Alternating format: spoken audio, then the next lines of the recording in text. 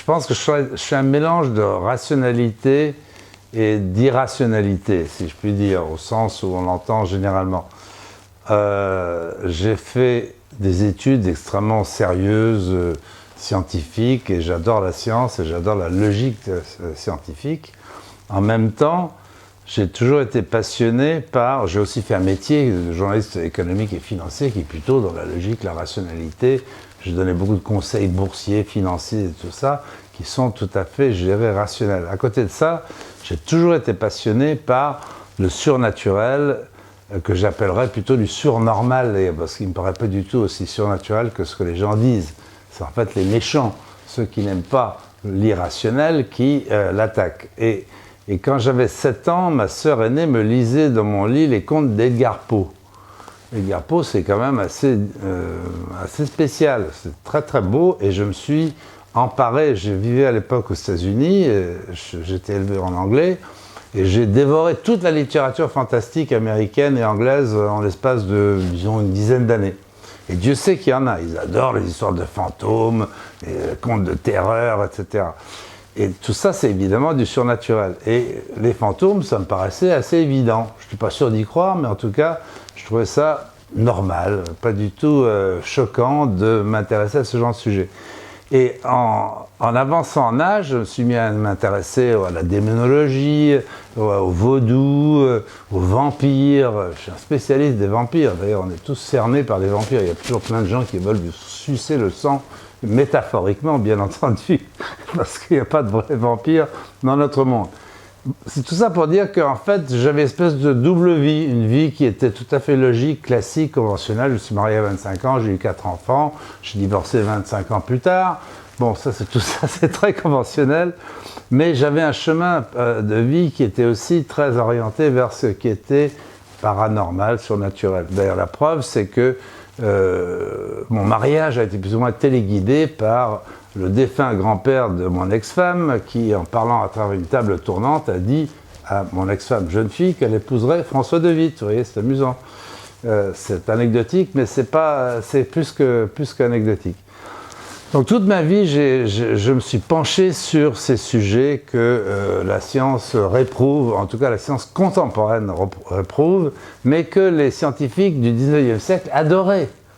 Et c'est fascinant de voir à quel point des très très grands scientifiques du 19e et du début du 20e, comme Pierre Curie, comme Camille Flammarion, comme M. Crookes qui a inventé le tube à vide, comme M. Maxwell qui a découvert l'électromagnétisme, tous ces gens-là étaient passionnés par le contact avec l'au-delà.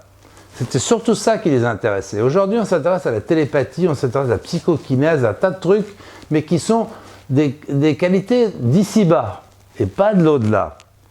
Et donc, si vous voulez, le surnaturel a comment changé de camp? Il est devenu rationnel, il est devenu, je dirais, matérialiste. Alors moi, je ne suis pas du tout matérialiste, je suis même plutôt anti-darwinien. Pour dire, donc, j'ai beaucoup étudié toutes les théories darwiniennes et les théories créationnistes. Je suis encore un peu perdu sur le sujet, mais je pense que Darwin s'est trompé, en tout cas. Bon, c'est une anecdote. Ce que je veux dire, c'est que j'ai toujours pensé qu'il y avait un autre monde que le monde dans lequel nous vivons, et cet autre monde, eh bien, j'ai voulu l'explorer, c'est pour ça que j'ai écrit un bouquin sur l'âme. Pourquoi l'âme? Parce que je suis convaincu que nous avons une partie de nous qui est immortelle, qui est éternelle. Je suis croyant en plus, et je crois que cette partie, ce n'est pas notre esprit comme l'Église voulait nous faire croire, mais c'est notre âme.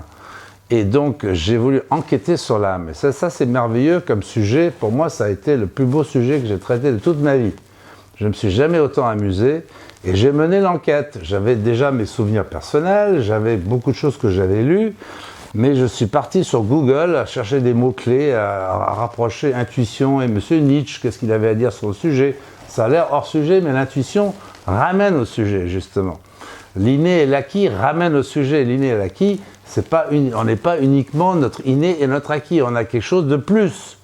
Et c'est cette troisième composante qu'on peut appeler l'âme.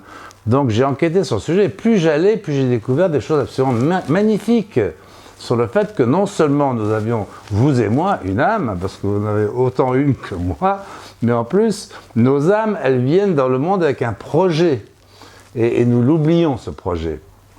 C'est le voile de l'oubli, on est fait pour l'oublier, c'est très frustrant. C'est-à-dire qu'on ne sait pas pourquoi on est là. Notre âme, qui est partie de nous-mêmes, eh bien notre âme, elle le sait.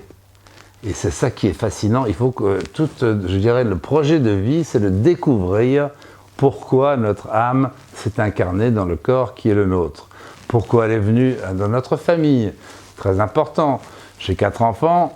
Je suis convaincu que mes enfants sont venus à leur mère et à moi-même.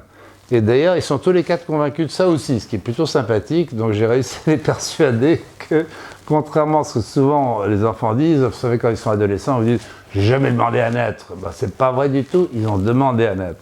Et aujourd'hui, avec tout ce que j'ai lu, tout ce que j'ai appris, les contacts que j'ai pu avoir avec l'au-delà, personnellement, les contacts que j'ai pu avoir à travers des gens qui nous parlent de l'au-delà, et ça paraît un peu zarbi, mais c'est tout à fait sérieux, eh bien, aussi les renseignements que j'ai obtenus grâce à des lectures de gens qui font de l'hypnose et qui font régresser dans des vies antérieures, tout ça c'est passionnant et ça nous apprend de tout ce contenu un peu fatras, un peu pot-pourri, eh bien, on peut tirer des leçons tout à fait claires. Et la grande leçon, c'est que nous venons tous d'un univers d'amour et de compassion et de bonté et de gentillesse. Cet univers nous aime beaucoup. Non pas qu'il n'y ait pas quelques diables dedans, hein, mais ça c'est un autre sujet.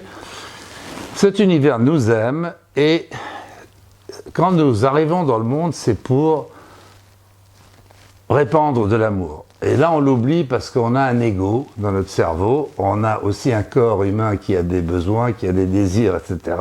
Et qu'entre notre ego de notre cerveau et notre corps humain, eh bien, il y a une bagarre avec l'âme. C'est tout bête et c'est pas toujours facile et c'est pas toujours l'âme qui gagne cette bagarre. Et c'est pas grave parce que si vous gagnez pas le combat la première fois, ben vous revenez indéfiniment.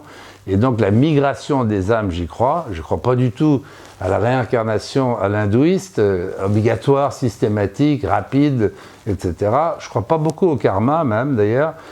Je crois qu'on revient pour consolider, pour terminer une œuvre qu'on a entreprise au départ et qui n'a pas été menée à son terme parce qu'il y a eu ce combat entre l'individu et sa nature profonde qui est son âme.